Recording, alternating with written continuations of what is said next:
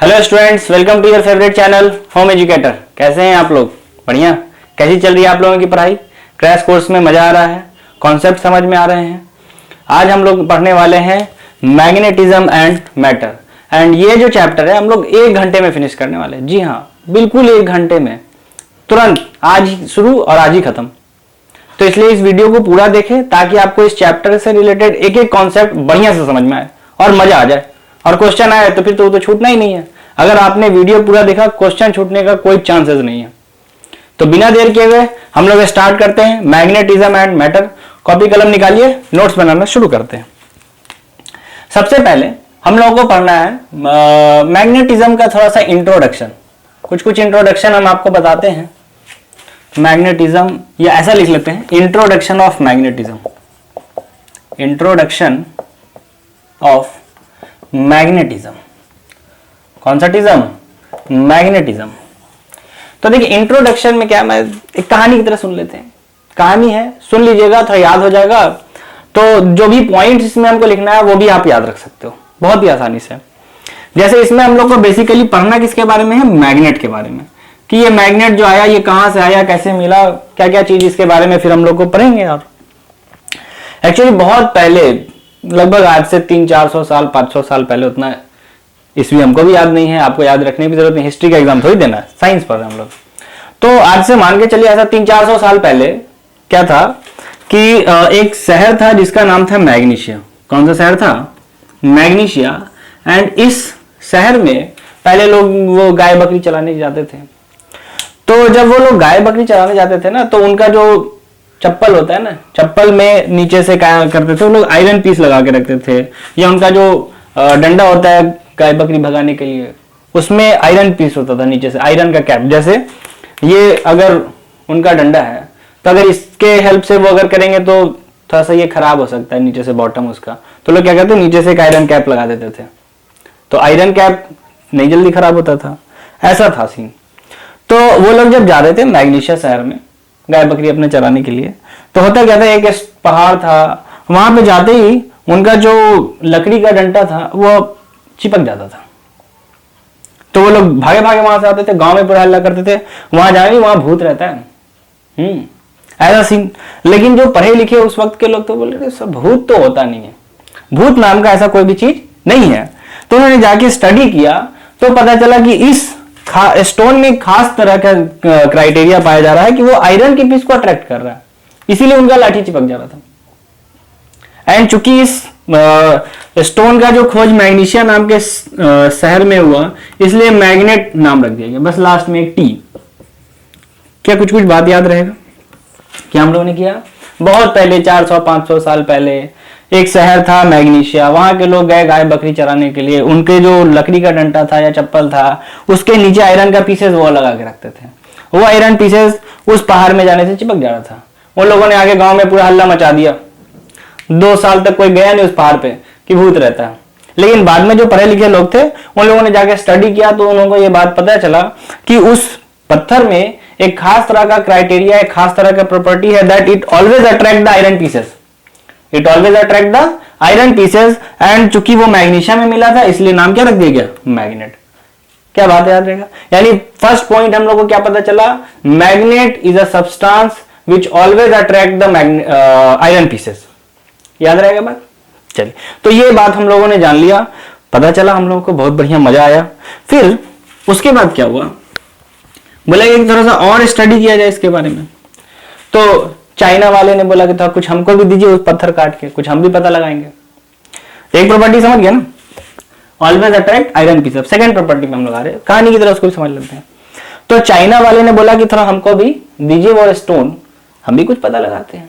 तो बोला लीजिए भाई लीजिए। तो चाइना वाले को दिया। हालांकि चाइना वाला का कोई भी चीज ज्यादा दिन चलता नहीं, लेकिन साले ने एक जो रूल दे दिया वो आज तक चल रहा है। 400 साल हो गया, कोरोना वायरस की तरह टिक गया एकदम आके। तो उन्होंने क्या रूल बताया? उसने बताया, चाइना वाले ने, हम लोग हमेशा यूज करते हैं, आज भी यूज करते हैं, आप भी जानते हो, कि मान लीजिए suppose this is a bar magnet. कौन सा मैग्नेट? Bar magnet. बहुत तरह का मैग्नेट होता है। अब उतना अपने कोर्स में इस बार है ना, सीबीएसई वाले ने इस चैप्टर को लूट लिया पूरा, कट करके तो लूट लिया इस चैप्टर को। कुछ बचा नहीं इसमें पढ़ने के लिए और पढ़ाने के लिए। तो बार मैग्नेट नाम का एक मैग्नेट है अपने पास, समझ लीजिए ऐसा रॉड टाइप का होता है। अब चाइना वाले ने क्या बताया, अगर बार मैग्नेट को क्या बताया, अगर बार मैग्नेट को ऐसे सिंपली लटका दिया जाए ना तो is always points towards north south direction. कभी भी ये ईस्ट वेस्ट ऐसे नहीं रुक सकता, हमेशा किधर रुकेगा, नॉर्थ और साउथ की डायरेक्शन में। यानी उन्होंने ये बताया that magnet possesses a directional property, magnet possesses a directional property and it always point towards the north south direction। क्या याद रहेगा बात? सेकेंड प्रॉपर्टी क्या पता किसने बताया, चाइना वाले ने। चाइना वाला चीज टिकता नहीं लेकिन आज तक टिका हुआ है, 400 साल हो गया, कोरोना वायरस टाइप चीज है ये। Clear idea? Second property. पहला प्रॉपर्टी क्या, मैग्नीशियम में मिला मैग्नेट, बट प्रॉपर्टी जो हमको याद रखना है, जो आप भी जानते हो, that it always attract iron pieces. Second property वो भी आप जानते हो कि bar magnet is always point towards north south direction. Clear idea? Third point पे चलते हैं। जैसे अगर कोई भी bar magnet north south direction में रुक रहा है, मान लीजिए, तो जो नॉर्थ डायरेक्शन की तरफ रुकेगा उस साइड एक पोल होगा, उसको हम लोग क्या बोलेंगे, नॉर्थ पोल। सब बात हम लिख देंगे, टेंशन नहीं लो, घबराओ नहीं, सब लिख देंगे, आप नोट कर लेना, ठीक है। एंड जो पोल साउथ के डायरेक्शन में रुकेगा उसको क्या बोलेंगे, साउथ पोल। यानी ये एक मैग्नेट, ये इसका नॉर्थ और ये साउथ मान लीजिए, एंड ये एक दूसरा मैग्नेट है मेरे पास, उसका नॉर्थ ये है, साउथ ये है। बचपन में आपने ऐसा खेला होगा, ये एक मैग्नेट, ये कौन सा था, north, cap is north pole और जो इसका पीछे वाला पोर्शन है साउथ पोल। ये कैप नॉर्थ पोल, इसका पीछे वाला पोर्शन साउथ पोल। तो ये मैग्नेट का नॉर्थ पोल, इसको इधर लेके आइए तो ये भागता है, इसको इधर लेके आइए फिर भागता है, इसको लेके आइए फिर भागता है। ऐसा आप लोगों ने बचपन में खेला होगा। और अगर साउथ पोल लेके आ जाइए तो चिपक जाता है। यानी the third property is north pole के साथ रिपल्शन करेगा, या साउथ पोल भी साउथ पोल के साथ रिपल्शन करेगा, but north pole south pole attraction करेगा। क्या थर्ड प्रॉपर्टी भी क्लियर है? कोई भी कंफ्यूजन नहीं, ये भी आप जानते थे। चौथा प्रॉपर्टी हम बता रहे, हो सकता है शायद वो आप जानते हो या ना भी जानते हो, बाकी फिर चारों हम लोग नोट करेंगे एंड आगे बढ़ेंगे। चौथा प्रॉपर्टी क्या है कि अगर किसी मैग्नेट को ब्रेक किया जाए, जैसे कोई भी मैग्नेट है ना, तो इसका कुछ अपना पोल स्ट्रेंथ होता है। इसका पोल स्ट्रेंथ हम लोग पॉजिटिव मान के रखते हैं, साउथ पोल का जो पोल स्ट्रेंथ है वो कैसा मान के रखते हैं, निगेटिव। सब बात हम लिख देंगे, टेंशन नहीं लो, पहले सुनते चलो, याद करते चलो। दैट नॉर्थ पोल का जो पोल स्ट्रेंथ है वो पॉजिटिव एंड साउथ पोल का जो पोल स्ट्रेंथ है वो नेगेटिव, स्मॉल एम से रिप्रेजेंट करते हैं। अगर हमने कभी भी गलती से मैग्नेट को तोड़ दिया ये सोचते हुए कि नॉर्थ अब अलग हो गया, साउथ अलग हो गया, तो ये अपने लोग की गलत फहमी है। होगा क्या कि अगर हमने नॉर्थ इस मैग्नेट को ब्रेक कर दिया तो जिस साइड नॉर्थ पोल था उस साइड एक साउथ पोल खुद ब खुद आ जाएगा विथ सेम पोल स्ट्रेंथ, और अगर जिस साइड साउथ पोल था उस साइड भी नॉर्थ पोल एक बार खुद से खुद आ जाएगा विथ सेम पोल स्ट्रेंथ। यानी हम ये भी बोल सकते हैं that monopole does not exist. North pole अकेले कभी भी नहीं मिलेगा, साउथ पोल भी अकेले कभी भी नहीं मिलेगा, जब भी मिलेगा तो दोनों पेयर में मिलेगा। क्या बात क्लियर है? यानी अगर हमने कट किया है मैग्नेट को तो नॉर्थ पोल जिस साइड होगा साउथ पोल अपने आप से जनरेट हो जाना है, जिस साइड साउथ पोल होगा उस साइड नॉर्थ पोल भी खुद ब खुद जनरेट होगा, और इस तरीके से तोड़ेंगे पोल स्ट्रेंथ में भी कोई चेंजिंग नहीं आएगा। लेकिन तोड़ने का एक और भी तरीका हो सकता है, सब बात हम लिख देंगे। ये मेरा मैग्नेट, अभी हमने क्या किया था, मैग्नेट को परपेंडिकुलर तोड़ा था, हम क्या कर सकते हैं, ऐसे भी तोड़ सकते हैं। ऐसे तोड़ने से क्या होगा कि जो मैग्नेट मेरा मिलेगा वो ऐसे पतला पतला हो चुका होगा, थोड़ा सा क्या हो चुका होगा, पतला पतला स्ट्रिप टाइप में हो चुका है। इधर नॉर्थ है, इधर साउथ है, इधर नॉर्थ है, इधर साउथ है। लेकिन इस बार चेंजिंग क्या है कि इसका जो पोल स्ट्रेंथ है ये हाफ हो चुका है, क्योंकि आपने हाफ हाफ काट दिया ना, इसलिए इधर भी हाफ हो चुका है और इधर भी माइनस हाफ, इधर भी माइनस हाफ। तो हम लोग बात क्या याद रखेंगे, if we cut the magnet perpendicular to the axis of magnet then pole strength remains unchanged, but if we cut the magnet along the axis of the magnet then pole strength becomes half। क्या चारों points clear है आपको?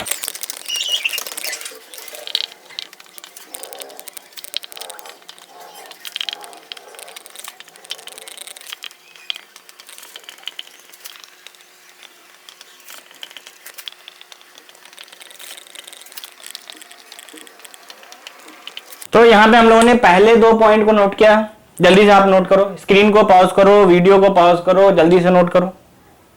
कर लिया क्या note? तीसरा चौथा point लिखा जाए, चलो तीसरा चौथा लिखते हैं, मिटाते हैं इसको, मिटा दें।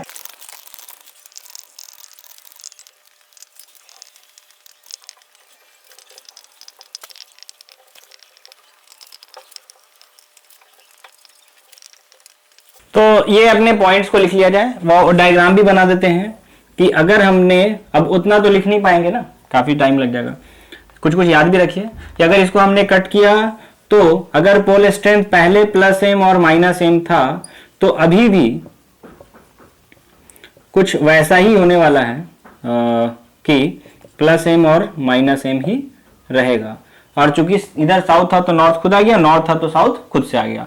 या ये भी सीन हो सकता है कि हम अलोंग द एक्सिस कट कर लें तो उसके कारण कुछ ऐसा बन जाएगा कि ये रहा नॉर्थ पोल, ये रहा साउथ पोल, इसका पोल स्ट्रेंथ प्लस एम, इसका पोल स्ट्रेंथ माइनस एम, और हमने ऐसे कट किया अगर तो स्ट्रिप्स में आ चुका होगा मेरा मैग्नेट, पतला पतला स्ट्रिप्स में आ चुका होगा।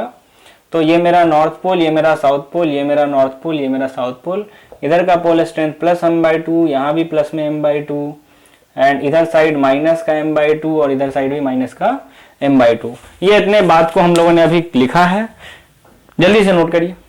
तीसरा पॉइंट, चौथा पॉइंट नोट करिए, जल्दी से कर लिया नोट, आगे बढ़ा जाए। चलो आगे बढ़ते हैं फिर। चलिए अब हम लोग करते हैं गॉस लॉ इन मैग्नेटिज्म। कौन सा law? Gauss law in magnetism. कौन सा टिज्म? मैग्नेटिज्म। देखिए गॉस लॉ जो मैग्नेटिज्म का है, जैसा इलेक्ट्रोस्टैट में होता था ना गॉस लॉ, कुछ इसी टाइप का है, बट इलेक्ट्रोस्टैट में बड़ा ज्यादा इंपॉर्टेंट, उससे हम लोगों ने बहुत सारे फार्मूलाज को भी प्रूफ किया है। यहाँ ऐसा ये बहुत ज्यादा ऐसा कुछ इसके बारे में बहुत इंपॉर्टेंट नहीं है, ऐसा बोल सकते हैं। स्टेटमेंट बहुत ही सिंपल सा है। जैसे वहां पे क्या था, अपना इलेक्ट्रिक फ्लक्स या net electric flux passing through any close surface या एनी क्लोज एरिया का कुछ फॉर्मूला था। यहाँ पे इलेक्ट्रिक फ्लक्स नहीं, हम लोग बोलेंगे मैग्नेटिक फ्लक्स, क्योंकि मैग्नेट जो प्रोड्यूस करेगा वो उसी की बात होगी। वहां पे क्या चार्जेस होते थे एंड चार्जेस प्रोड्यूस करते थे इलेक्ट्रिक फील्ड। यहाँ मैग्नेट होता है विच प्रोड्यूसेस मैग्नेटिक फील्ड। तो magnetic flux passing through any close surface is zero, ये स्टेटमेंट है, इसको हम लोग बदल नहीं सकते हैं। तो स्टेटमेंट लिखते हैं, जल्दी से जो फार्मूला है उसको भी नोट कर लिया जाएगा, बाकी हम रीजन आपको बता देंगे, नोट करा देंगे, याद रख लेना। इतना ही आपको जानना है गॉस लॉ इन मैग्नेटिज्म के बारे में। नोट किया जाए? चलो नोट करते हैं जल्दी से।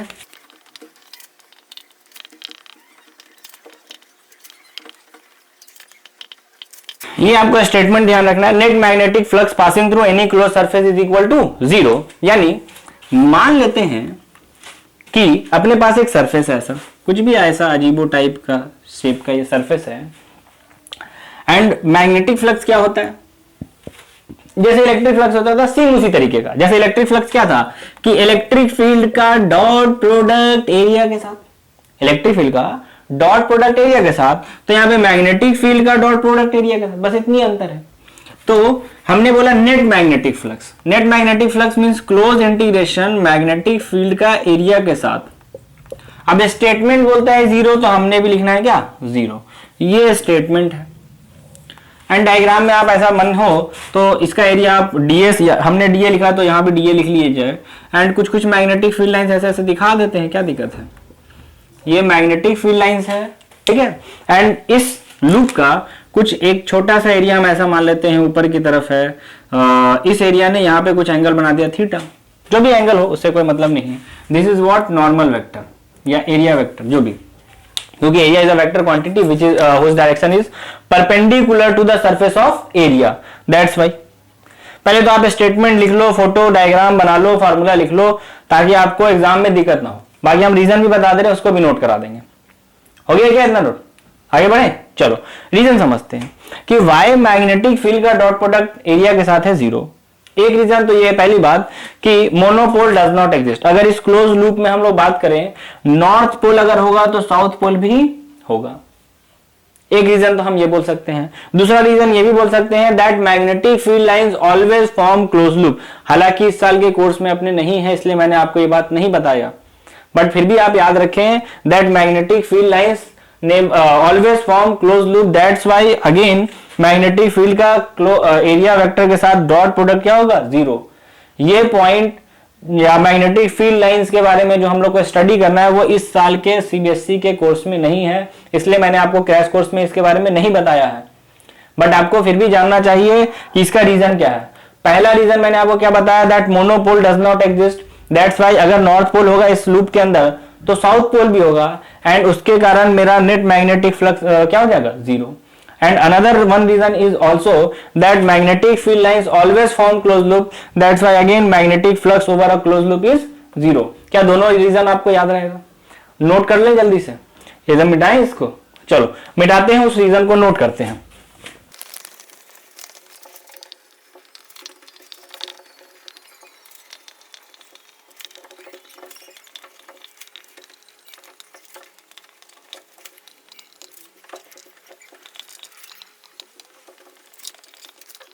चलिए इस बात को भी नोट कर लीजिए जल्दी से। ये दोनों region why magnetic flux is zero. First region is monopole does not exist, इसका मतलब क्या है, क्लोज लूप के अंदर मेरे पास both north pole and south pole present होगा तो जीरो होगा। दूसरा रीजन, magnetic field lines always form close loop due to which, जिसके कारण क्या होगा, same amount of flux enter भी करेगा सरफेस के एंड वहां से बाहर भी जाएगा, तो जितना इनकमिंग उतना ही आउटगोइंग, नेट फ्लक्स जीरो। ये दोनों रीजन आपको याद रखना है, स्टेटमेंट याद रखना है, मैग्नेटिक फ्लक्स में इससे ज्यादा जानने की जरूरत नहीं है। अब हम लोग मूव करते हैं अर्थ के मैग्नेटिज्म के ऊपर, which is important for our earth magnetism. अब अपना टॉपिक क्या है, अर्थ मैग्नेटिज्म। कौन सा टिज्म, अर्थ मैग्नेटिज्म। ये अपने लिए समझ लीजिए कि जो सिलेबस छोड़ा गया इस चैप्टर को लूटने के बाद, उसमें सबसे मेन यही है। अब इसके बाद वाला जो एक लास्ट टॉपिक बचेगा उसको हम लोग करेंगे, चैप्टर फिनिश हो जाएगा। हाँ, अर्थ मैग्नेटिज्म थोड़ा लंबा है, इसमें 15-20 मिनट लगेगा और क्या, ज्यादा नहीं, इतना भी लंबा नहीं कि 1 घंटे में तो पूरा चैप्टर फिनिश होने वाला है ना वैसे भी। तो अर्थ मैग्नेटिज्म, इसका सबसे पहला जो इसका मेजर 3 कंपोनेंट है, 1 बाय 1 हम लोग तीनों कंपोनेंट्स पे बात करेंगे। First component is angle of declination. Angle of declination, अब ये होता क्या है, थोड़ा सा इस पे हम लोग बात करेंगे एंगल ऑफ डेक्लिनेशन के बारे में कि ये क्या होता है, समझते हैं आराम से इस बात को हम लोग। देखिए एंगल ऑफ डेक्लिनेशन क्या है, जैसे हम आपको अभी तुरंत थोड़ा देर पहले बताएं कि चाइना वाले ने एक चीज खोज किया जो अभी तक चल रहा है, सही भी है बट थोड़ा सा गड़बड़ हो चुका है उसमें, अभी तक हो चुका है गड़बड़, और जो गड़बड़ हुआ उसको फिर बहुत सारे लोगों ने एक्सप्लेन भी किया, नोबेल प्राइज ही मिल गया है 2 लोगों को उसी चक्कर में, है ना। तो चीज क्या है वो हम आपको बताते हैं। जैसे सबसे पहले चाइना वाले ने क्या बताया कि अगर कोई मैग्नेट है उसको ऐसे फ्रीली सस्पेंड किया जाए तो नॉर्थ साउथ डायरेक्शन में हमेशा रुकेगा। हमने बोला हाँ, ऐसा तो बता के गया है वो लोग, बट फिर हम लोग ये मान लेते हैं ये थोड़ा देर के लिए कि दिस इज आवर अर्थ, गोला भी ठीक ही ठाक बन गया है, रफ हैंड। खैर, अगर ये हम अपने अर्थ का नॉर्थ पोल बोलते हैं और ये अपने अर्थ का साउथ पोल बोलते हैं, तो ज्योग्राफी में हम लोग इसके बारे में पढ़ते हैं तो नॉर्थ साउथ ईस्ट वेस्ट के बारे में, तो इसको हम लोग ऐसा भी बोल सकते हैं ज्योग्राफिक नॉर्थ पोल। कौन सा pole, geographic north pole, and इसको क्या बोलते हैं हम लोग, ज्योग्राफिक साउथ पोल, ऐसा बोला जाता है। एंड इसी डायरेक्शन में हमेशा रुके, यानी अगर हम मैग्नेट लटकाएं तो ऐसा रुकना चाहिए, ये नॉर्थ की तरफ ये साउथ की तरफ, तो हम इस टिप को बोलेंगे north pole of the magnet, इस टिप को बोलेंगे south pole of the magnet. ऐसा होता भी था, लेकिन बाद में क्या हुआ, कुछ दिनों के बाद, जो अब हो भी चुका है, अभी तक मैग्नेट अभी ऐसा रुकता था, अब थोड़ा सा ये टिल्ट हो चुका है। अब अगर मैग्नेट पॉइंट करता है ना, जैसे अगर हम इस लाइन को ऐसे मिला दें, तो अब जो मैग्नेट हमको मिलेगा पॉइंट करता हुआ, कुछ थोड़ा सा डिफ्लेक्ट हो चुका है। यहां पे आके मैग्नेट का नॉर्थ पोल रुकेगा एंड यहां पे आके मैग्नेट का क्या भी रुकेगा, साउथ पोल। एंड ये एंगल लगभग क्या आप याद ही रख लो, 11.2 डिग्री के आसपास हो चुका है।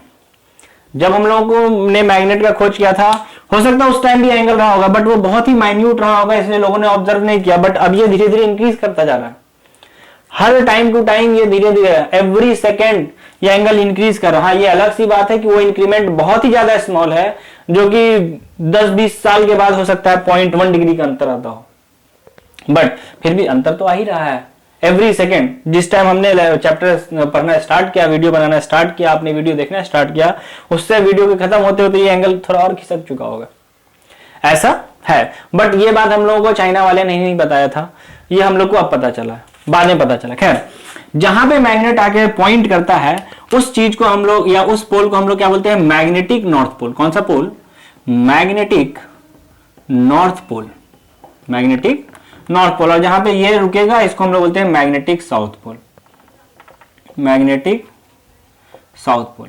अब इसके मोशन के बारे में थोड़ा बहुत चलिए हम बोल ही देते हैं, ऐसा कोई बात नहीं है।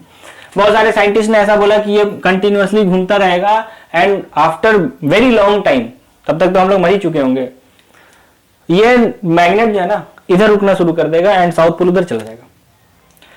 तो उसको नोबेल प्राइज मिला, कन्विंसिंग लगा बात लोगों को कि हाँ चलो घूम तो रहा ही है। फिर दूसरे बोले साइंटिस्ट ने आगे बोला नहीं ये ऐसा नहीं होगा, ये आएगा यहां तक एंड फिर वापस रिटर्न करेगा, एसएचएम करता रहेगा एक्चुअली इस टाइप से।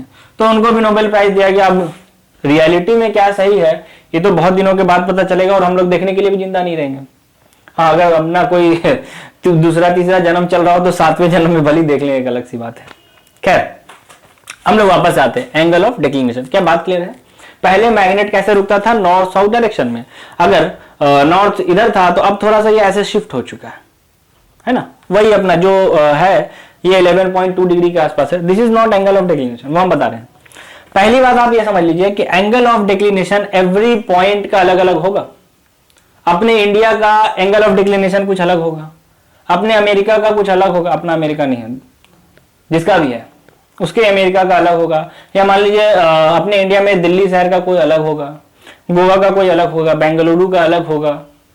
एवरी जगह का जो एंगल ऑफ डिक्लिनेशन है वो क्या है? यूनिक है, जो हम लोग मैप में डालते भी हैं या कोई फिल्म वगैरह में भी बताता है इतना डिग्री नॉर्थ, इतना डिग्री ईस्ट, फलाना चलाना जो भी।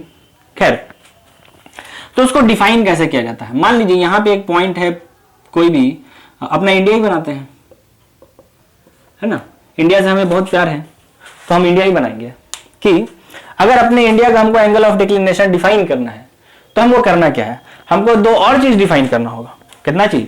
दो और चीज डिफाइन करना होगा। एक चीज उसके अंदर हम डिफाइन करेंगे मैग्नेटिक मेरिडियन। कौन सा मेरिडियन? मैग्नेटिक मेरिडियन डिफाइन करेंगे। फिर हम एक और चीज डिफाइन करेंगे। कौन सा चीज? Geographic meridian. कौन सा मेरिडियन? Geographic meridian. हम दोनों का डेफिनेशन लिख देंगे, घबराए बिल्कुल भी नहीं आप, आपको बिल्कुल भी कष्ट हम नहीं होने देंगे इस चैप्टर में। One is magnetic meridian and another one is geographic meridian.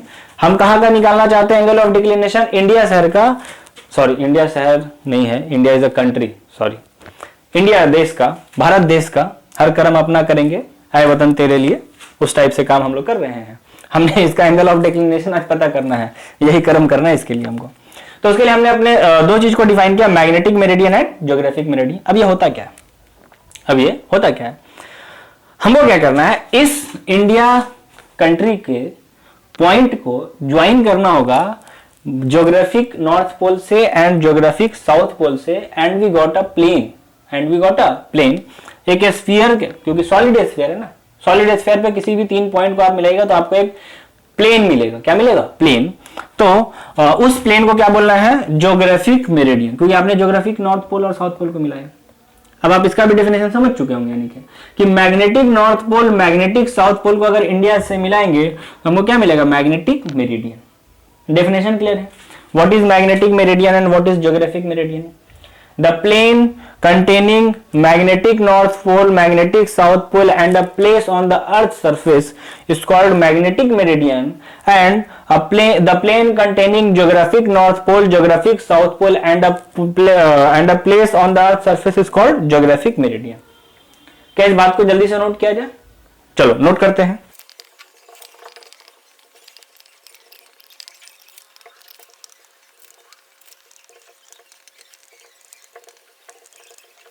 तो सबसे पहले इस दोनों डेफिनेशन को आप नोट करिए आराम से। What is geographic meridian, what is magnetic meridian. Note हो गया? मिटा दे इसको। चलो मिटाते हैं, और हम लोग अब आते हैं एंगल ऑफ डिक्लिनेशन। मिटाते हैं इसको।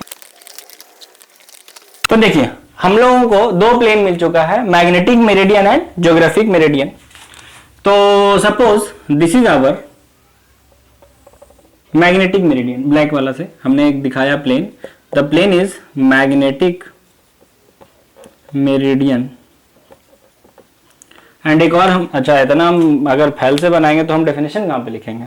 एक काम करते, थोड़ा सा और ऊपर शिफ्ट करते हैं। यहां पे अब हम डायग्राम को बनाते हैं।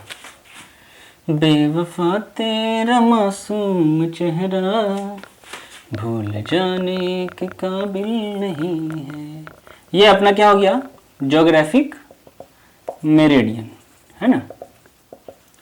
और एक और हम लोग को बनाना था, कौन सा, मैग्नेटिक मेरिडियन, है ना। गाना पे ध्यान ना दें आप, यहां सर गाना गा रहे हैं, ध्यान इधर दें डायग्राम के ऊपर। ऐसा ही डायग्राम आपको भी बनाना है। ये अपना हो गया क्या, मैग्नेटिक, कौन सा टिक, मैग्नेटिक मेरिडियन। थोड़ा सा ये ब्लू वाला आपको बोर्ड से बाहर निकला हुआ लगता है ना। एंड इन दोनों के बीच में यहां पे कुछ एंगल है थीटा, एंड इसी थीटा को क्या बोलना है, एंगल ऑफ डिक्लिनेशन। यानी the definition of angle of declination is the angle between geographic meridian and magnetic meridian is angle of declination. क्या बात याद रहेगा डेफिनेशन आपको, लिख दे जल्दी से, लिखते हैं बिना देर किए हुए।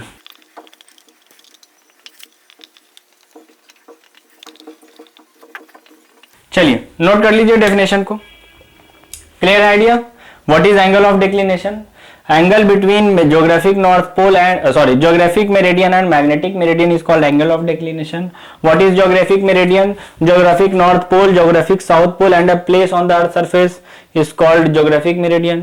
The plane containing magnetic north pole, magnetic south pole and a place on the surface of earth is called geographic meridian. जो भी मेरिडियन है, मतलब समझ गए ना बात। आगे बढ़ा जाए, फर्स्ट पॉइंट क्लियर हो गया। अब हम लोग को सेकेंड कंपोनेंट पे आना है, उस पे बात करते हैं। Second component of earth magnetic field पे हम लोग बात करते हैं, and the second component is angle of dip. Second और थर्ड हम लोग एक ही साथ तुरंत कर लेंगे। थर्ड कंपोनेंट क्या है, नाम हम लिख ही देते हैं। Third component is horizontal component of magnetic field. Horizontal component of magnetic field, ठीक है।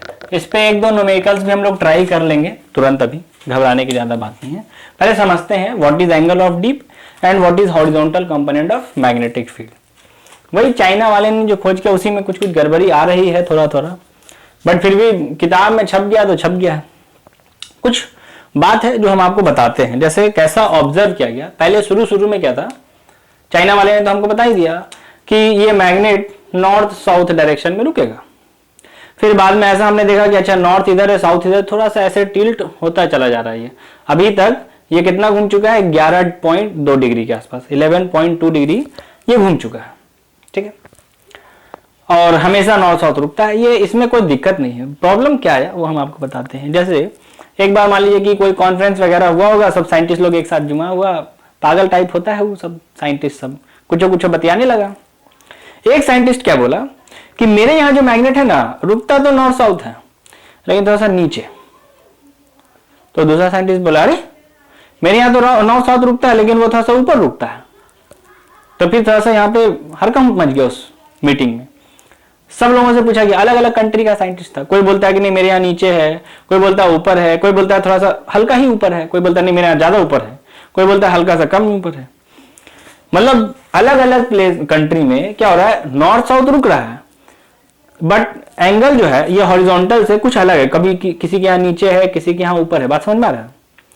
हुआ ये हम इसको ऐसे वो क्या बोलते हैं कि अपने प्लेन में घूमना एक अलग तरीके का बात था, अपने प्लेन में घूमना एक अलग बात है। वो 11.2 डिग्री आ गया, वो अभी एक 800 साल बाद हो सकता है 11.3 या 11.4 हो, बट ये प्लेस बाय प्लेस एवरी मतलब सेम टाइम चेंज हो जाएगा। इंडिया में अगर मान लीजिए नीचे हो रहा है तो किसी अदर कंट्री में ऊपर हो जाएगा, अभी के अभी, है ना, अभी के अभी, सिंघम टाइप, अभी के अभी।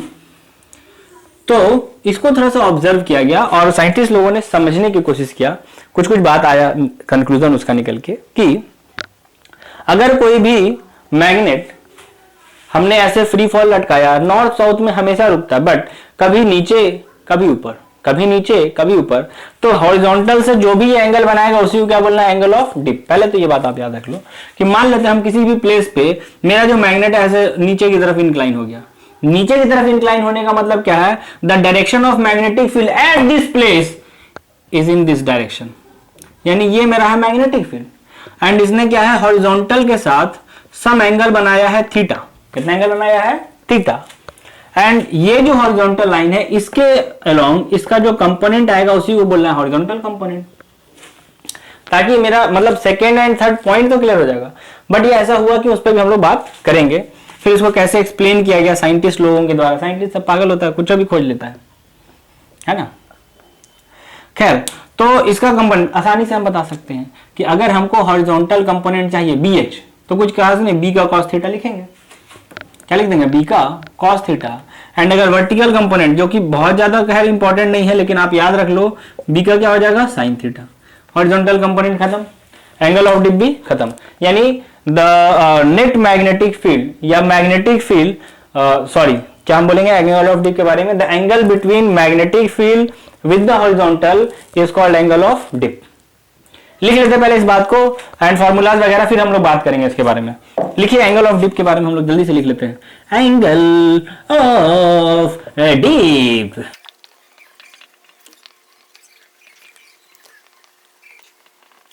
इस बात को नोट कर लीजिए एंड ये फोटो बना लीजिए। उसके बाद इस फोटो को बना के थर्ड में आप हॉरिजॉन्टल कंपोनेंट लिख के हेडिंग लगा के उसमें लिख लीजिए BH बराबर क्या हो गया? बी का cos थीटा। इतना पहले आप नोट कर लो, जल्दी से कर लिया नोट बेटाए। अब इसके रीजन को समझते हैं, फिर हम लोग इसके ऊपर न्यूमेरिकल भी ट्राई कर लेंगे कि आखिर ये एंगल ऑफ डिप पे जो न्यूमेरिकल आएगा, एक दो न्यूमेरिकल हम आपको बता देंगे, आ सकता है आपके एग्जाम में, तो उससे आप बना लेना। फिर रीजन समझते हैं बेटा। इसको एंगल ऑफ डिप मिटा दे, हॉरिजॉन्टल कंपोनेंट मिटा दे, फोटो मिटा दे, चलो मिटाते हैं। अब इस बात को साइंटिस्ट लोगों ने कैसे एक्सप्लेन किया? कुछ ऑब्जर्वेशन इन्होंने पहले लिया, क्योंकि किसी भी चीज को एक्सप्लेन अगर करना तो पहले ऑब्जर्वेशन हमको बहुत सारा चाहिए होगा। तो उन्होंने क्या देखा कि यहाँ पे अगर हम लोग मैग्नेट को लटका रहे हैं तो वो ऐसे रुक जा रहा है, इधर नॉर्थ है, इधर क्या है? साउथ है। फिर उन्होंने बोला कि यहाँ पे अगर हम किसी प्लेस पे लेके आ जा रहे हैं तो वो ऐसे हो जा रहा है। एंड इवन कि अगर हम लोग पोल पे पहुंच गए, नॉर्थ पोल पे, तो मैग्नेट ऐसे खड़ा हो जाएगा, इस टाइप से ये खड़ा हो जा रहा है। एंड साउथ पोल भी अगर हम आ रहे हैं तो अगेन मैग्नेट हो जा रहा है खड़ा, नीचे साउथ है ऊपर नॉर्थ है, इस टाइप का सीन हो रहा है। यहाँ पे कुछ इस टाइप का बन रहा है, नॉर्थ यहाँ साउथ यहाँ। ऐसा ऑब्जर्वेशन इस तरफ भी हम लोग बना सकते हैं, चलो बना ही देते हैं हम आपके लिए कि ऐसा हो रहा है, साउथ इधर नॉर्थ इधर, यहाँ पे साउथ इधर नॉर्थ इधर, यहाँ पे साउथ इधर नॉर्थ इधर, इस टाइप से हो रहा है। मतलब ऐसा एवरी जगह पे जाके चेक किया गया कि मैग्नेट कैसा हो रहा है। यहाँ तो मैग्नेट खड़ा ही हो गया, मतलब यहाँ पे तो चाइना वाले की बात ही गलत हो गई। उसने बोला हर जगह पे नॉर्थ साउथ रुकेगा, अब पोल पे जाते थे तो खड़ा हो जाता है, ऐसे खड़ा हो जाता है, वहां पे नॉर्थ साउथ नहीं रुकता। हमने बोला वाह भाई। तो खैर एक बात हम ये बोल सकते हैं, यानी अगर पोल्स पे हमको एंगल ऑफ डिप चाहिए तो वो 90 डिग्री होगा, क्योंकि एंगल ऑफ डिप क्या था? The angle between net magnetic field to the horizontal. The angle between net magnetic field with the horizontal is called angle. अगर ये नीचे आ रहा मतलब नेट मैग्नेटिक फील्ड नीचे है, एंगल हो गया क्या? 90 डिग्री। एंड इसको हम लोग क्या बोलते हैं? इक्वेटर। इसको क्या बोलते हैं? इक्वेटर। इक्वेटर पे देखना गया एकदम सीधा सीधा, यानी हॉरिजॉन्टल भी ऐसे ही एंड मैग्नेटिक फील्ड भी ऐसे ही, यानी एंगल क्या हो गया? 0। यानी हम ये बात चाहे तो नोट कर सकते हैं कि एंगल ऑफ डिप एट पोल कितना होगा? 90 डिग्री। फिर एक और बात हम नोट कर सकते हैं, that angle of dip at equator is 0 degree. पहले इन दोनों बात से आपको कोई परेशानी तो नहीं है? हाँ, हम चाहे तो यहाँ पे 180 बोल सकते हैं, है ना। खैर 0 डिग्री और ये 90 डिग्री, आप याद रख लो। ऐसा 0 को आप 180 भी बोल सकते हैं, क्योंकि पैरेलल एंटी पैरेलल का बस केस बनेगा, क्योंकि यहाँ पे मैग्नेटिक फील्ड मान लीजिए ऊपर है तो यहाँ पे मैग्नेटिक फील्ड हो गया नीचे, उस टाइप से आप बोल सकते हो। खैर अब ऐसा हुआ क्यों? फिर एक बात और मन में आया बात कि पहले हम लोग ऐसा मान के चलते थे कि यहाँ पे मैग्नेट अर्थ का नॉर्थ पोल है।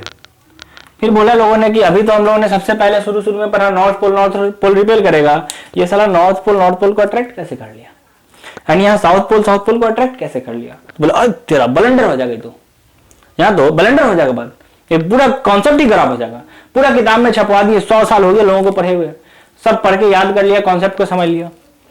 तो बोला ऐसा करते एक तो नया कॉन्सेप्ट डालते हैं, उससे क्या किसी को दिक्कत नहीं होगा और चीजें भी एक्सप्लेन हो जाएंगी। उन्होंने बोला कि अर्थ के अंदर में एक मैग्नेट है जिसका साउथ पोल अर्थ के नॉर्थ पोल की तरफ है एंड इस मैग्नेट का नॉर्थ पोल अर्थ के साउथ पोल की तरफ है। एंड अपने आप ये सारा सीन अब क्लियर हो गया कि यहाँ साउथ पोल था इसलिए नॉर्थ पोल को अट्रैक्ट करके खड़ा करा लिया, एंड यहाँ पे नॉर्थ पोल था इसलिए इसने साउथ पोल को अट्रैक्ट करके खड़ा करा दिया। एंड देखिए जैसे जैसे हम इधर की तरफ आएंगे, मान लीजिए यहाँ पे तो ऐसा सीन है, एंड नॉर्थ पोल इस साउथ पोल को अट्रैक्ट करने के कारण ऐसे ऐसे खींचते खींचते खींचते खींचते लाके खड़ा कर देगा। एंड यहां से नॉर्थ पोल इधर है तो ये साउथ पोल यहाँ पे है मैग्नेट का, तो नॉर्थ पोल उसको अट्रैक्ट करके ऐसे ऐसे ऐसे ऐसे ऐसे ऐसे इस टाइप से खड़ा कर देगा। तो आखिर इस एंगल के मतलब अभी क्या कि मेरे मान लीजिए इक्वेटर पे कोई कंट्री तो एकदम बिल्कुल हॉरिजॉन्टल, लेकिन अगर हम लोग पोल की तरफ मूव करेंगे या अगर हम लोग किसी अलग जगह पे जाएंगे तो ये जो हॉरिजॉन्टल है इससे थोड़ा सा एंगल ये बनाता जाएगा। This is why happening because at the centre of earth हम ये मानते हैं that there is a magnet whose north pole is at the whose south pole is at the north pole of earth and north pole of the magnet is at the south pole of the earth and that's why this phenomena is happening। and इसी कारण से यहाँ पे magnet मेरा poles पे stand कर जा रहा है वर्टिकली। अगर नॉर्थ पोल नीचे है इसका मतलब कि यहाँ पे मैग्नेट का साउथ पोल था north pole of the earth पे, and south pole of the earth पे नॉर्थ पोल नीचे आ जा रहा है, इसका मतलब इस मैग्नेट का यहाँ नॉर्थ पोल है। क्या इतना बात याद रहेगा आपको या हम नोट करा दें? चलो नोट ही कर लो, नोट ही कर लो। पहले ये दोनों बात नोट कर लो, मैग्नेटिक एंगल ऑफ डिप पोल पे 90 डिग्री है एंड इक्वेटर पे 0 डिग्री है। इस बात को नोट करा दें? चलो नोट करते हैं।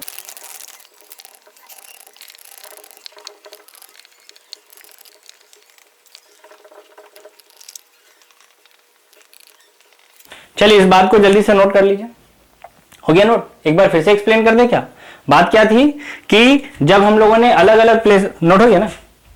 हाँ चलो स्क्रीन पॉज करो, नोट कर लो यार, क्या हो गया? चलो बात क्या थी एक बार फिर से हम रिकॉल कर देते हैं दैट अगर हमने मैग्नेट को फ्री फॉल लटकाया तो इक्वेटर पे तो ये ऐसे रुक रहा था, लेकिन कुछ कुछ कंट्री ऐसा था जहां पे ये सम एंगल बना रहा था, जो कि उस मीटिंग में पता चल गया बात, कभी नीचे कभी ऊपर कभी नीचे कभी ऊपर, जो एंगल बनाया उसी को हम क्या बोला? एंगल ऑफ डिप, यानी हॉरिजॉन्टल से जो एंगल बना।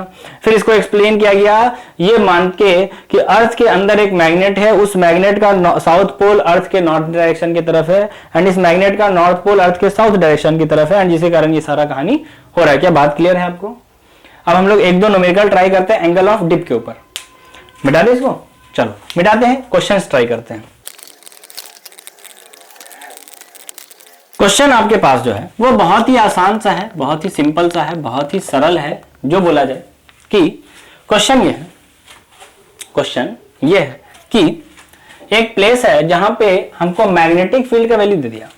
अ place where magnetic field is ऐसा दे दिया 6 × 10⁻⁵ टेस्ला या टकला, जो बोलिए इंजॉयमेंट के लिए। A place where magnetic field is 6 × 10⁻⁵ टकला एंड हॉरिजॉन्टल कंपोनेंट, कौन सा कंपोनेंट? हॉरिजॉन्टल कंपोनेंट इज 3 × 10⁻⁵ टकला। तो हमको फाइंड क्या करना है? Then find angle of dip, हमको एंगल ऑफ डिप कैलकुलेट करना है। तो हमने बोला अगर ऐसी बात है तो हम क्वेश्चन के से रिलेटेड डायग्राम बनाते हैं एंड क्वेश्चन तो ऐसे चुटकी बजा के सॉल्व हो जाएगा, एकदम मजाक में हवा में उड़ा देना क्वेश्चंस को। सॉल्यूशन क्या होगा? देखिए हमने बोला इधर की तरफ मेरा नेट मैग्नेटिक फील्ड एंड ये हो गया हॉरिजॉन्टल डायरेक्शन, जो एंगल बनेगा उसी को हम एंगल ऑफ डिप बोलेंगे एंड यही निकालना मेरा धर्म है, मेरा कर्तव्य है, मेरा हर चीज है। तो हमने बोला कि हॉरिजॉन्टल कंपोनेंट, या अगर ये मैग्नेटिक फील्ड बी हम बोले तो horizontal component BH is nothing but B का cos थीटा, एंड B भी हमको दिया हुआ है। तो BH क्या दिया हुआ है? 3 × 10⁻⁵ टकला। B क्या दिया हुआ है? ये 6 × 10⁻⁵ टकला। हमको निकालना है थीटा। तो हमने बोला हॉरिजॉन्टल कंपोनेंट क्या होता है? B का cos थीटा। फॉर्मूला याद ना करें, फोटो बना लिया करें हमेशा, कई बार क्वेश्चन में वर्टिकल दे देता है। तो BH का वैल्यू क्या है? 3 × 10⁻⁵, 6 × 10⁻⁵, निकालना है cos थीटा। 10⁵ ने 10⁻⁵ के साथ मजा मस्ती किया एंड cos थीटा का वैल्यू आ रहा है 3/6 यानी 1/2 एंड अगर cos थीटा आ जाए 1/2 तो इसका मतलब थीटा का वैल्यू कुछ और नहीं है, बहुत ही आसान सा 30 डिग्री है, 60 डिग्री है। कितना डिग्री? 60 डिग्री। आसान क्वेश्चन, लल्लू क्वेश्चन, बच्चा क्वेश्चन, जो बोलिए, फूक दे तो हवा में उड़ जाए। क्या क्लियर है? एक क्वेश्चन और कर लिया जाए, एक और कर लेते हैं बेटा इसको, एक और क्वेश्चन करते हैं हम लोग। क्वेश्चन क्या है? बहुत ही आसान सा, अगेन अपने पास है, कोई भारी क्वेश्चन आता ही नहीं है इसमें। क्वेश्चन ये है, बहुत ही आराम से समझिए, ध्यान से। लास्ट क्वेश्चन करेंगे, अब ज्यादा नहीं, हम लोग आगे बढ़ेंगे फिर। कि दो जगह अपने पास एट 2 डिफरेंट प्लेसेस, दो अलग अलग जगहों पे 2 different places, angle of dip, angle of dip, और दो आपका डिफरेंट प्लेस जो आपको पसंद हो वो ले लो। जैसे गोवा बैंगलोर मुझे अच्छा लगता है, मैं वो ले लूंगा, है ना। गोवा वाले बीच पे मजा आएगा क्योंकि, है ना। एंड बैंगलोर आरसीबी का है टीम। खैर, at 2 different places angle of dip is 30 degree and 45 degree, ऐसा दिया हुआ है। तो हमको फाइंड करना है, then find ratio of, ratio of horizontal component of magnetic field, then find ratio of horizontal component of magnetic field. कौन सा फील्ड? मैग्नेटिक फील्ड, ऐसा क्वेश्चन है मान लीजिए। तो हमने बोला अगर इस क्वेश्चन का हमको आंसर निकालना है तो अगेन हम आराम से ये करते हैं, फोटो बनाते हैं। सॉल्यूशन क्या होगा? बहुत ही आसान सा है कि मान लेते हैं यहाँ पे मैग्नेटिक फील्ड बी है एंड एंगल थीटा यहाँ पे का दिया हुआ है 30 डिग्री, एंड किसी दूसरे जगह पे मैग्नेटिक फील्ड बी ही है एंड एंगल है 45 डिग्री। तो इस जगह का जो हॉरिजॉन्टल कंपोनेंट होगा BH1 हम बोलते हैं फर्स्ट डायग्राम के लिए, तो B का कॉस 30 डिग्री। यहाँ पे अगर हम लिखेंगे तो BH2 सेकेंड प्लेस का हॉरिजॉन्टल कंपोनेंट, B का कॉस 45 डिग्री। दोनों का रेशियो निकालना है, यानी BH1 भागा BH2, यानी B से B गया, यानी आंसर आएगा क्या? कॉस 30 डिग्री भागा कॉस 45 डिग्री, कॉस 30 डिग्री भागा कॉस 45 डिग्री, यानी √3/2 भागा 1/√2, यानी √3/2 में √2 करके गुना, यानी final answer is √3/√2 answer.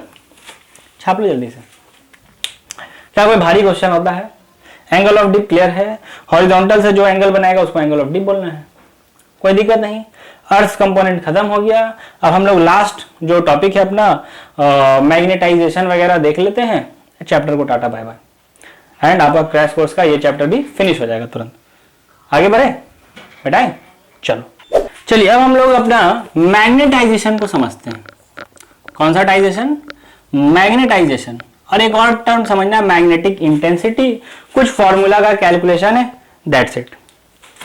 What is magnetisation? जैसे मान इसमें हम लोग को बेसिकली क्या पढ़ना है ना कि किसी भी चीज को मैग्नेट बनाने से रिलेटेड, मैग्नेट बनाना, जैसे मैग्नेट कैसे बनाएंगे एंड उसके हिसाब से उस मटेरियल को कैटेगराइज किया जाता है paramagnetic, diamagnetic and ferromagnetic substance में। बट वो तो इस साल अपने कोर्स में ही नहीं है, तो इसलिए टेंशन भी नहीं है, उतना जाना ही नहीं है। बहुत ही स्मॉल से टर्म्स को हमको डिफाइन करना है। मैग्नेटाइजेशन को हम लोग कैपिटल M से रिप्रेजेंट करते हैं। अगर कोई भी मैग्नेट होगा ना तो उसके पास कुछ मैग्नेटिक मोमेंट होता है। क्या होता है? मैग्नेटिक मोमेंट होता है। वो भी अपने सिलेबस में तो है बट इस बार के सिलेबस में नहीं है, मतलब नॉर्मल डेज में पढ़ना होता था, इस बार नहीं पढ़ना है। तो अगर कोई मैग्नेट है जिसका ये नॉर्थ पोल साउथ पोल है, इसका पोल स्ट्रेंथ +M, इसका pole strength -M and length अगर कैपिटल L है, तो मैग्नेटिक मोमेंट डिफाइन किया जाता था पोल स्ट्रेंथ इनटू लेंथ, यानी लेंथ ऑफ द मैग्नेट। तो मैग्नेटिक मोमेंट होता है कुछ। अब हमको डिफाइन करना है मैग्नेटाइजेशन। अब सिंबल सेम है, तो ऐसा बोला जाता है magnetic moment per unit volume of the magnet is called magnetisation. क्या बोला जाता है? Magnetic moment per unit volume of the magnet is called magnetisation. क्या याद रहेगा बात? नोट किया जाए? चलो करते जल्दी से नोट।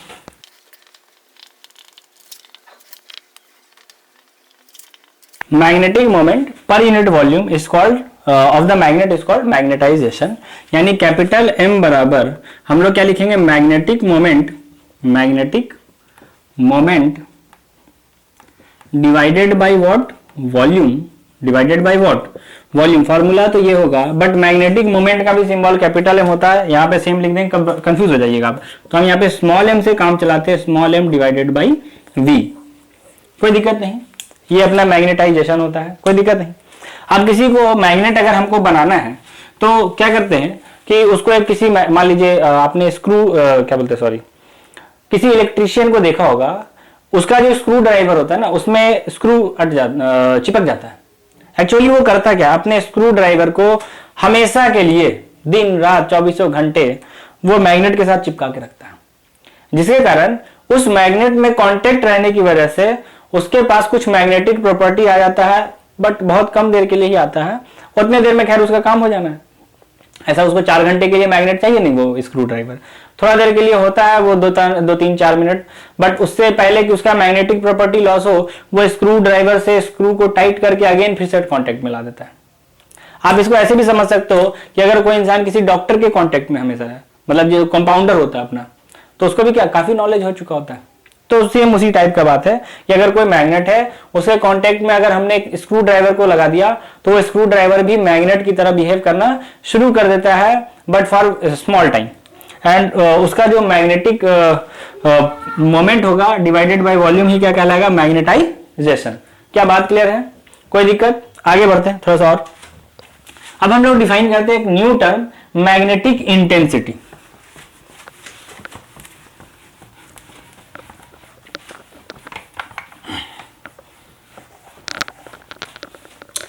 कौन सा टर्म हम लोग को डिफाइन करना है, मैग्नेटिक इंटेंसिटी। कौन सा टिक, मैग्नेटिक इंटेंसिटी, ये हम लोगों को डिफाइन करना है। इसको H से रिप्रेजेंट करते हैं। ये भी क्या मैग्नेट बनाने का ही प्रॉपर्टी है। जैसे मैग्नेट बनाने का एक और तरीका भी है, क्या करते हैं हम लोग, सोलेनॉइड लेते हैं। कौन सा चीज लेते हैं, सोलेनॉइड। हम लोगों ने पिछले लेक्चर में किया था अपने मूविंग चार्ज एंड मैग्नेटिज्म के पार्ट 1 में, मैग्नेटिक फील्ड वाले पोर्शन में हम लोगों ने सोलेनॉइड पढ़ा था। मान लीजिए एक सोलेनॉइड है ऐसा, अब चलो हटाओ नहीं यार, क्या दिक्कत है, ऐसा जलेबी बना देते हैं। इसमें अगर करंट पास कराया जाए करंट कैरिंग सोलेनॉइड में, तो यहाँ पे क्या अंदर में मैग्नेटिक फील्ड जनरेट हो जाता है या क्रिएट हो जाता है, जो भी बोलिए। अब इस मैग्नेटिक फील्ड के अंदर अगर हमने कोई मटेरियल डाल दिया तो ये मैग्नेट बन सकता है। अब ये पैरामैग्नेटिक, डायमैग्नेटिक, उस पर हम नहीं जा रहे अभी, ये मैग्नेट बन सकता है। तो अगर ये मैग्नेट बनेगा तो इसके अंदर जो मैग्नेटिक फील्ड आएगा, मान लीजिए सोलेनॉइड के अंदर मैग्नेटिक फील्ड जो आएगा वो क्या, mu not an I. Mu naught is constant, but इसका जो मैग्नेटिक प्रॉपर्टी है, नंबर ऑफ टर्न बढ़ाइएगा बढ़ जाता है, करंट का वैल्यू बढ़ाइएगा बढ़ जाता है। यानी मैग्नेटिक इंटेंसिटी हम लोग बोलते हैं क्या, H। यानी अंदर में जो मैग्नेटिक फील्ड है वो म्यू नॉट टाइम्स H है। H is what, magnetic intensity. H is what, magnetic intensity. क्या मैंने बताया कि अगर इसके अंदर हमने इस पीस को डाल दिया है, किसी भी चीज को मैग्नेट बनाना चाहते हैं, तो इसका मैग्नेटिक प्रॉपर्टी बढ़ जाएगा अगर हम नंबर ऑफ टर्न बढ़ा देते हैं, अगर हम करंट का वैल्यू बढ़ा देते हैं, तो इसके अंदर जो ये मैग्नेट बनेगा ना, स्ट्रॉन्ग मैग्नेट बन सकता है। यानी इसका जो मैग्नेटिक प्रॉपर्टी है N और I पे डिपेंड कर रहा है, एंड इस N और I को हम लोग क्या बोल देते हैं, मैग्नेटिक इंटेंसिटी। यानी इस पीस का, मान ली ब्लू से हमने बनाया, तो ब्लू से ही लिख देते हैं ताकि आप समझ पाए कि उसके पास जो मैग्नेटिक प्रॉपर्टी आएगा, एक तो वो मान लीजिए कि मैग्नेट के कांटेक्ट में होने की वजह से आ सकता है, एंड इस करंट कैरिंग सोलेनॉइड की वजह से भी आ सकता है। और दोनों को अगर हमने जोड़ा तो म्यू नॉट इंटू एम ये मिलेगा मैग्नेट में कांटेक्ट होने की वजह से, एंड इस सोलेनॉइड के अंदर होने से क्या मिल जाएगा, म्यू नॉट टाइम्स H। यानी म्यू नॉट हमने अगर निकाल लिया कॉमन, तो हमको फार्मूला एक मिल जाएगा M प्लस H, B बराबर। पहले यहां तक कोई दिक्कत आपको? What is magnetic intensity? आप ऐसा बोल सकते हैं, the component which is responsible for the magnetic field inside the magnet is called magnetic intensity। N और I ही है। म्यू नॉट तो कांस्टेंट है ना, उसका वैल्यू तो आप जानते हो 4 पाई 10 टू द पावर -7 होता है। तो इस बात को हम लोग नोट भी कर लेते हैं। The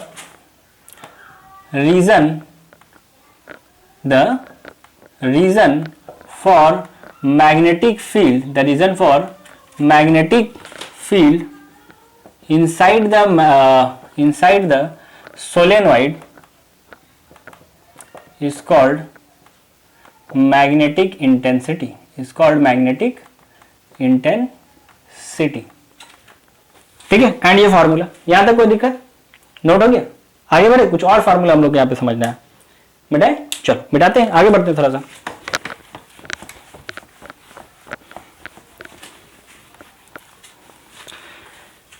magnetization and magnetic intensity का एक रिलेशन है कि मैग्नेटाइजेशन जो है ना, ये बराबर होता है किसके? Psi times H. And what is psi? Psi is susceptibility, constant है, ससेप्टिबिलिटी, SUSEP, ससेप्टिबिलिटी, ये मेरा साई है। Magnetisation is equal to psi times susceptibility, ये होता है। तो अगर इस चीज को हमने यहां यूज किया तो हमको मैग्नेटिक फील्ड का फॉर्मूला क्या आ रहा है? म्यू नॉट, और m के जगह पे साई टाइम्स h प्लस एक और h है, इन दोनों में से h को हमने कॉमन निकाल लिया तो हमको फॉर्मूला मिल जाएगा mu naught 1 plus psi and whole bracket के बाहर है h, एंड 1 प्लस साई को हम लोग क्या बोल देते हैं? म्यू आर, मतलब relative permeability of medium, and h। ये इतना फॉर्मूला आपको ध्यान रखना पड़ेगा, एंड इसके हिसाब से फिर हम लोग क्लासिफाई करते हैं that which metal is paramagnetic, या which substance is paramagnetic, which is diamagnetic, and which is ferromagnetic. But वो अभी अपने कोर्स में नहीं है, इस साल के लिए हम लोग को यहीं तक पढ़ना है। तो नोट कर लीजिए जल्दी से, हो गया नोट? तो this is all about our chapter magnetism and matter. I hope that आपको सारे कॉन्सेप्ट समझ में आएंगे बढ़िया से, कोई भी कॉन्सेप्ट में आपको दिक्कत नहीं रहा होगा। अगर फिर भी आपको दिक्कत लगता है तो कमेंट सेक्शन में आके पूछ लो, घबराने की कोई बात नहीं है। एंड वीडियो आपने पूरा देखा है, चैनल को सब्सक्राइब किए बिना नहीं जाइएगा, नहीं तो मेरी हाई लगेगी आपको। आप लोग वीडियो देख ले तो सब्सक्राइब नहीं करते, बहुत गलत बात है। तो चैनल को सब्सक्राइब करिए, वीडियो को अपने फ्रेंड्स में शेयर करिए, उनका भी कुछ अच्छा हो जाएगा, वो भी एग्जाम में अच्छा नंबर स्कोर कर पाएंगे। तो वीडियो को लाइक कीजिए, शेयर कीजिए, एंड चैनल को सब्सक्राइब करना इज वेरी वेरी वेरी ज्यादा नेसेसरी। ठीक है, तो जुड़े रहिए अपने फेवरेट चैनल के साथ। Thank you, good bye.